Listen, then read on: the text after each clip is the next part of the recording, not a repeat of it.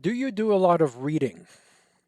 Chances are, if you're one of my connections or if you're in the construction renovation industry, the answer is probably going to be, well, Leo, fuck, I don't even have time to spend enough time on the job site. I don't even have enough time to play with my kids. I don't have enough time to do anything. How do you expect me to read?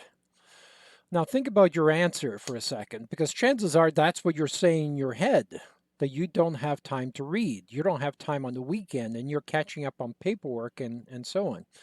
So think about what you're doing, because chances are you've been doing it for a while, and the definition of lunacy is doing the same thing and expecting a different result.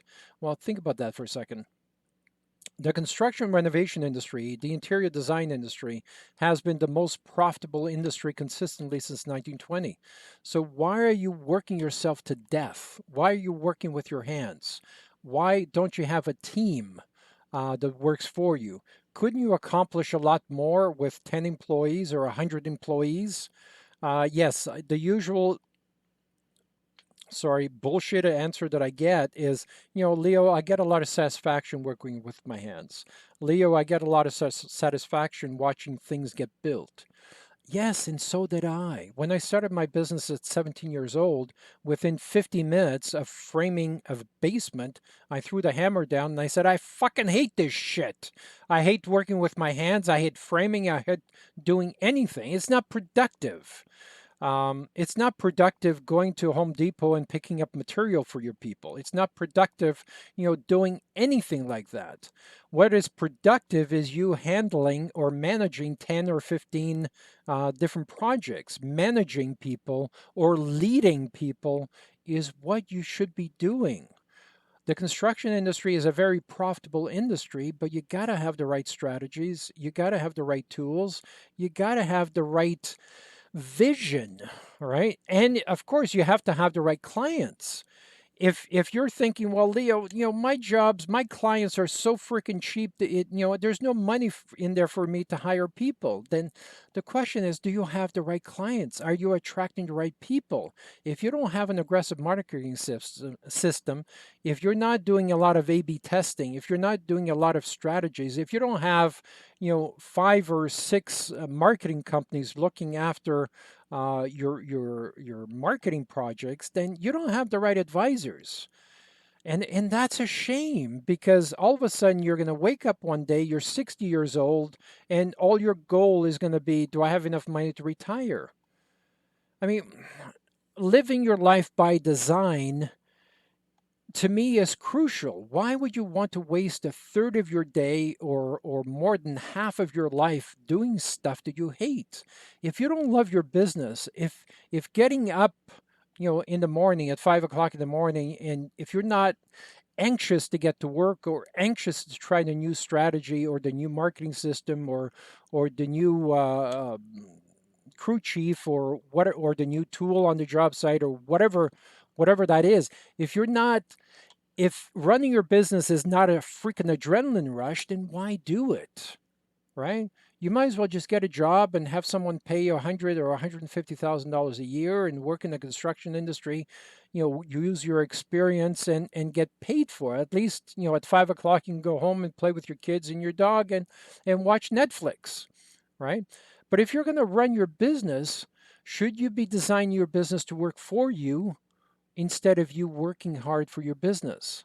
As an example, I have several clients, not a lot of clients, I must admit, because people have a hard time understanding that a business can be designed to work for you.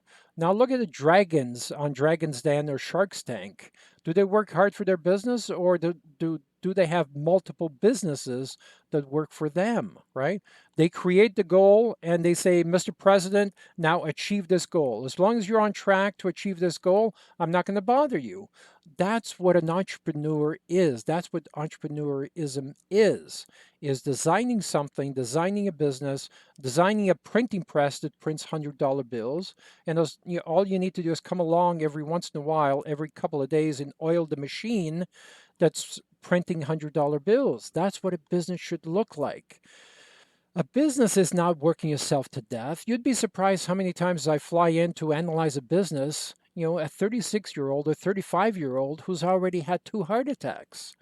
I mean, think about it. Is that the way you should design a business? Here's a comparable. I have several companies in the renovation industry that travel the world 37, 38 countries a year, every single year, consistently for the past 10 years, except for the virus. Um, and they actually have more control over their business than you do on the job site.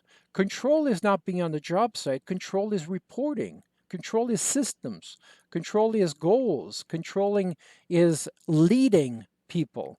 Control is not slavery. It's not, it's not on the job site with a whip, because as soon as you leave, they're going to go back to what they were doing yesterday, right? Smoking and listening to music and doing the bullshit, right? Leadership is not a whip. Leadership is leading people. It's encouraging them. It's motivating them. It's getting them to do what they want to do, right? So going back to the business, it should be designed to work for you. So I have a lot of clients that travel the world, surf and play beach volleyball, and travel to 38 countries, 37, 38 countries, and spend 7 or 8 months out of the country traveling and enjoying life, and yet the company keeps working for them and they manage it remotely. I'm awfully surprised that more people don't ask the question, well, Leo, how can I turn my company from slavery, me being a slave to my company, how can I get my company to work for me? That's the question you really should be asking. I dare you to ask that question below in the comments below. Please ask that question below, because life is way too freaking short to be slaving away at your business. You deserve something more than giving you a heart attack. I would love to hear your comments below. Talk soon. Thank you.